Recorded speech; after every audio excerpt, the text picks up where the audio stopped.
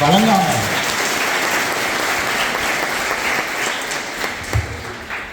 భయపడకూడదమ్మా, దేనికి భయపడకూడదు, దేనికి భయపడకూడదు లైఫ్లో.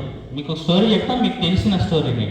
ఒక సమ్మర్లో ఒక మిట్ట మధ్యాహ్నం ఒక అడవి మొత్తం తగలబడిపోతుంది. అందులో ఒక జింక, ఆమె ప్రెగ్నెంట్, ఇంకా 10 నిమిషాల్లో డెలివరీ అయిపోతుంది. అట్లాంటి పరిస్థితి అగ్ని మొత్తం అంటే అన్ని అడవి మొత్తాన్ని కాల్చేస్తుంది. అసలు ఆ జింక ప్రెగ్నెంట్ ఏం చేయాలి, అడుగు తీసి అడిగేయాలంటే భారంగా ఉంది. ఎందుకంటే నిండు చూలాలు 10 నిమిషాలు డెలివరీ అయిపోతుంది. కానీ ఎట్లయినా సరే అంటే లోపల అమ్మకు ప్రేమ ఉంటుంది కదా, బిడ్డ కాపాడుకోవాలి, ఎట్లయినా బయటపడాలని కష్టపడి అగ్ని నుంచి బయట పరిగెత్తింది. అడవి నుంచి బయట పరిగెత్తి ఒక చోట వాటర్ నది ప్రవహిస్తుంది. ఆ నది దగ్గరికి వచ్చి ఆగింది. అమ్మ తప్పించుకున్నాను, వెనక్కి తిరిగి చూస్తే మొత్తం అగ్గి అంటే తగలబడిపోయింది అడవి మొత్తం. తప్పించుకున్నాను లేని అక్కడికి వచ్చి ఆగి నీళ్లు తాగుదామని జస్ట్ రిలాక్స్ అవుదాము, ఇంకా బతికిపోయినాను అనుకో, నీళ్లు తాగుదామని అట్లా తల వచ్చి పోతే రైట్ సైడ్ ఒక శబ్దం వచ్చింది. చూస్తే ఒక వేటగాడు గురి చూస్తున్నాడు. ఏం చేయాలా, ఇంకా లెఫ్ట్ సైడ్ పరిగెత్తి పారిపోవాలి. ముందర నది ఉంది, నదిలో పోదామని అట్లనే చూస్తే దాటగలమని నది అంటే ముసళ్ళు అన్నీ ఉన్నాయి, చాలా పెద్దది లోతే ఉంది. ముందర ముసళ్ళు ఉన్నాయి. రైట్ సైడ్ చూస్తే వేటగాడు ఉన్నాడు. లెఫ్ట్ సైడ్ పరిగెత్తుదాం అనుకున్నట్టు చూసి ఒక అడుగు అట్లా వేస్తే సింహం ఉంది. వెనకాల ఫైర్, ముందర వాటర్, రైట్ సైడ్ హంటర్ ఉన్నాడు, లెఫ్ట్ సైడ్ లయన్ ఉంది. ఏం చేయాలి, శరీరంలో శక్తి లేదు, ఏం చేయాలి? చనిపోవడం కాకుండా వేరే ఆప్షన్ ఉందా? చనిపోదాం, కానీ భయంతో చనిపోదాం, ధైర్యంగా చనిపోతాం.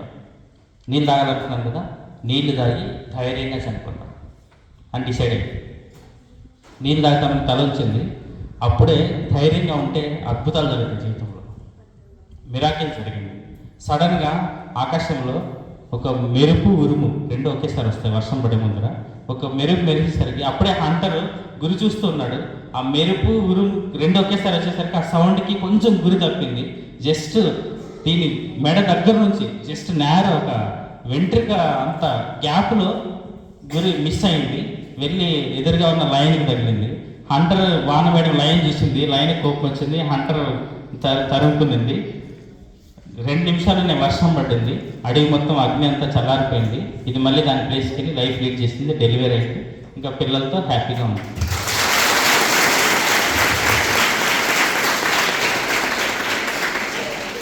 సో ఎసెన్స్ ఏంటంటే ధైర్యంగా ఉండాలి,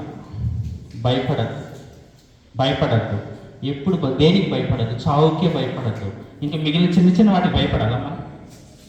ఫ్రెండ్స్ తిడతాను, టీచర్స్ తిడతాను, ఎవరైనా ఎక్కిరిస్తాను, ఎవరైనా ఏమన్నా అనుకుంటారను, ఎగ్జామ్స్లో పాస్ కాకపోతేను, దేనికి భయపడద్దు.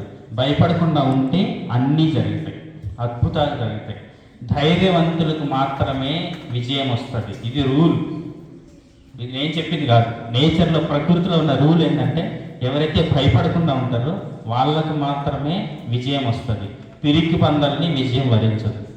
భయపడే వాళ్ళు, ప్రతిదానికి సెన్సిటివ్గా ఉండేవాళ్ళు, సున్నితంగా ఉండేవాళ్ళు. ఈ పదాలు బాగా వింటున్నాం. నేను చాలా అదేమైనా క్వాలిఫికేషనా, నేను చాలా సెన్సిటివ్ చెప్పుకుంటారు, నాకు అది పడదు ఇది పడదు, అదేమన్నా డిగ్రీనా? నాకు అట్లంటే కోపం వస్తుంది, నీకు తెలుసు కదా. అది వీక్నెస్, బలహీనత. ఇంత అందంగా ఉన్నావు, ఇంత గొప్పవాడు అన్నావు, అసలు నీ గురించి ఏమో పెద్ద పెద్ద చరిత్రలంతా చెప్తారు, బాగా అసలు చూడడానికి ఇంత పెద్ద పర్సనాలిటీ ఉంది, కూలి పని చేసినా మంచిగా బతుకుంటావు, ఎందుకు అడుక్కుంటున్నావు నువ్వు అని ఇష్టం వచ్చినట్టు తిట్టింది ఒక ఆమె బుద్ధుని. ఆయన ఏం రెస్పాండ్ కాలే. 10 నిమిషాల తర్వాత, అమ్మ నువ్వు ఏదైనా నాకు ఒక వస్తువు ఇచ్చినావు అనుకో, దాన్ని నేను తీసుకోలేదనుకో, ఆ వస్తువు ఎవరి దగ్గర ఉన్నట్టు? నీ దగ్గర ఉన్నట్టు కదా. నువ్వు ఇష్టం వచ్చినట్టు తిట్టు, నేను తీసుకోను, ఆ తిట్లని ఎవరికి పోయినట్టు? ఎందుకు తీసుకుంటావు? మన హ్యాపీనెస్ని వేరే వాళ్ళ చేతుల్లో పెట్టద్దు. మనం ఎక్కడి నుంచి వచ్చినాం? మన సోర్సు హ్యాపీనెస్ నుంచి హ్యాపీనెస్ వస్తుంది. టెంపరీ, అంటే క్షణికావేశాలకి ఎప్పుడు లోన్ కావద్దు.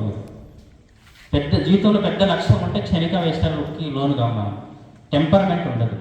సో ఒక చిన్న స్టోరీస్ 2 చెప్పి క్లోజ్ చేస్తా, ఎక్కువ బోర్ కొట్టించును.